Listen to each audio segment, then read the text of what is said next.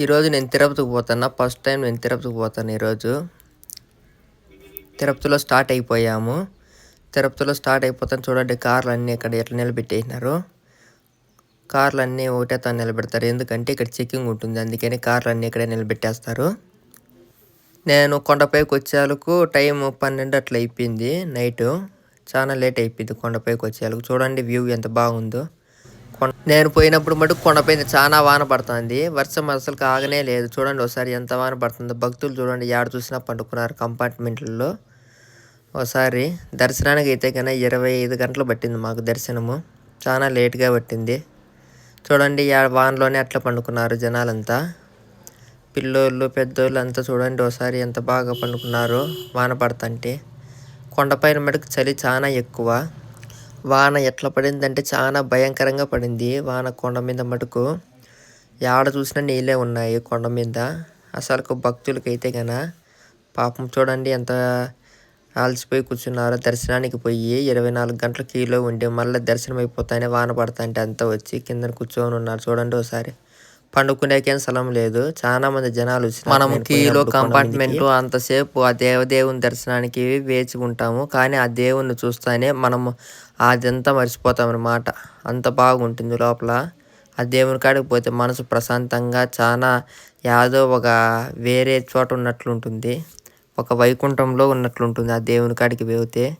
మనము క్యూలో పోయిండేది, నడిచిండేది, ఆ కంపార్ట్మెంట్లో ఉండేది, ఆ టైం అంతా ఆ దర్శనం ఆ దేవుణ్ణి ఒకసారి చేసుకుంటే చాలు అదంతా మర్చిపోతాము. అంత బాగుంటుంది లోపల. ఆ శ్రీనివాసుని దర్శనం కావాలంటే సామాన్యంగా కాదు, చాలా బాగుంటుంది. ఇది కోనేరు చూడండి ఎంత బాగుందో. నీళ్ళు అయితే చాలా బాగున్నాయి చూసేకి. ఒకసారి ఇక్కడ చూడండి యాడ చూసినా జనాలు పండుకొని ఉన్నారు. వాన చూడండి ఎంత భయంకరంగా పడుతుందో. అసలుకు చాలా వాన పడింది ఈసారి మటుకు కొండపైన. నేను వచ్చినప్పుడు ఎప్పుడే కానీ ఇట్లా వాన పడినలా, ఇదే ఫస్ట్ టైం. వాన అయితే కానీ భయంకరంగా పడింది. ఒకసారి జనాలు చూడండి యాడ చూసినా కానీ పంచులు టువాళ్ళు కప్పుకొని యాడంటే ఆడ పండుకున్నారు జనాలు. అసలు ఆ దేవుని దర్శనం కోసము మన దేశంలో నుంచే కాకుండా పక్క దేశాల నుంచి అని వస్తారు. ఈ శుక్రవారము శనివారం మటుకు అస్సలు పోవద్దని మీరు దర్శనానికి, ఎందుకంటే జనాలు ఎక్కువ ఉంటారు. శుక్రవారం శనివారం దర్శనానికి పోతే మటుకు మీకు చాలా లేట్ అవుతుంది. అందుకనే దర్శనానికి మటుకు మీరు వీలైనంత వరకు శనివారము శుక్రవారం మటుకు పోవద్దండి. మంగళవారము బుధవారము గురువారం పోండి. ఒకసారి ఇక్కడ చూడండి వాన ఎంత వాన పన్నాయని ఈ దీపం మటుకు ఆరిపోలా, అలాగానే వెలుగుతూనే ఉంది ఈ దీపము. ఎంత వాన పన్నాయని అదేనేమో ఆ వెంకటరమణ స్వామి యొక్క మహిమ. చూడండి ఒకసారి ఇక్కడ ఎంతమంది జనాలు ఉన్నారు.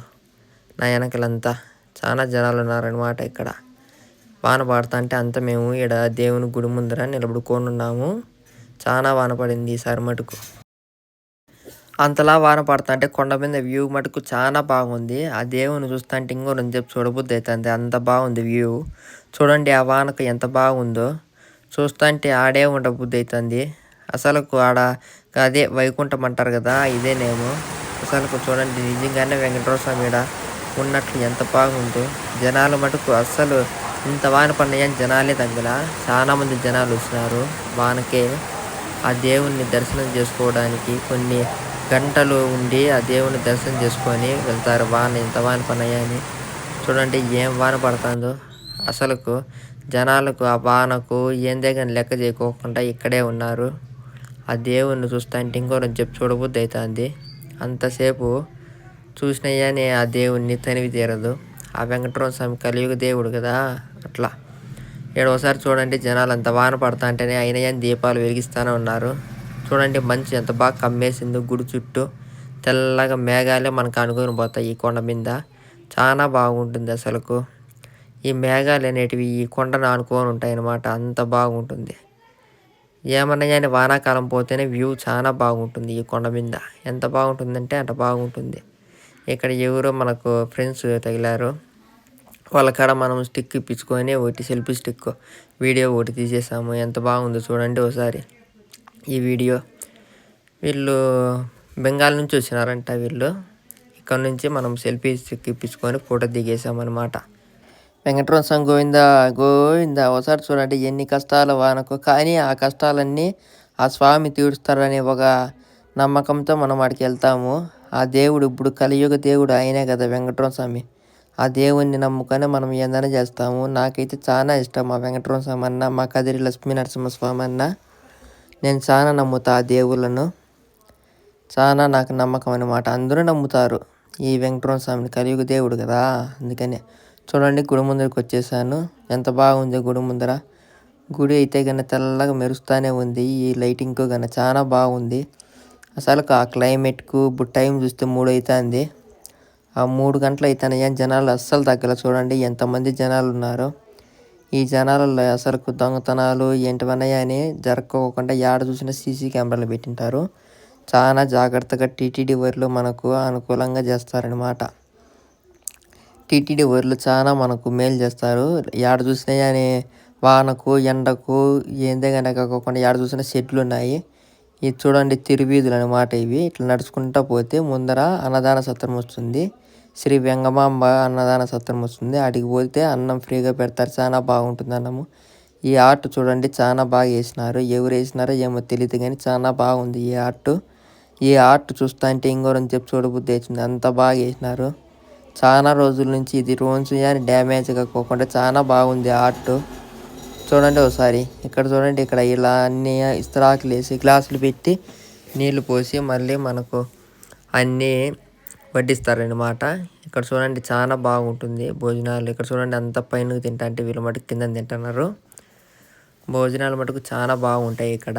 చాలా క్వాలిటీ మంచి 5 స్టార్ హోటల్లో కానీ ఇంత ఉండదు భోజనము. చాలా బాగుంటుంది ఇక్కడ ప్రసాదము.